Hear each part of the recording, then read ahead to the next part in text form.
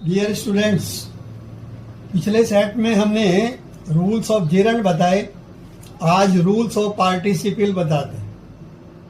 यदि वर्ब में आईएनजी जोड़ने पर उसका हिंदी में अर्थ कर, करके, हुआ, हुए या पर आता हो तो वो पार्टिसिपल कहलाता है।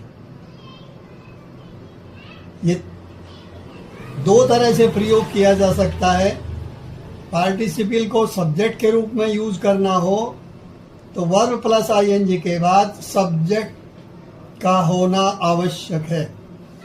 यदि इसे ऑब्जेक्ट के रूप में यूज किया गया हो तो वर्ब प्लस आईएनजी से पूर्व ऑब्जेक्ट होना आवश्यक है।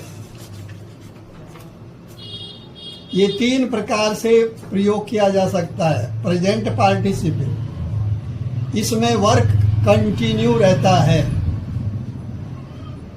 इसमें वर्ब प्लस आईएनजी का प्रयोग वाक्य के प्रारंभ, मध्य और अंत में किया जा सकता है।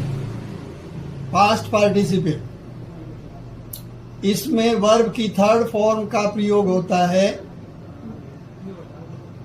परंतु इसके बाद नाउन का प्रयोग अवश्य होता है। For example, she found her lost book, तो यहाँ lost book past participle plus noun हो जाता है। थर्ड आता है परफेक्ट पार्टिसिपल। ये तीन प्रकार से बनते हैं। यदि सेंटेंसेस के सब्जेक्ट्स कॉमन हो तो एक्टिव वॉइस में प्रयोग होता है, तब इसे हैविंग प्लस थर्ड फॉर्म से प्रारंभ करते हैं। और यदि सब्जेक्ट सेंटेंस के अलग अलग हो तब having been plus third form यानी पैसिव वॉइस में प्रयोग किया जाता है। थर्ड, और यदि सेंटेंस में रीजन दिया हो और इज, आर, एम, वाज वर्ग के स्थान पर बीइंग का प्रयोग करते हैं। जैसे it was a hot day, the children could not go out,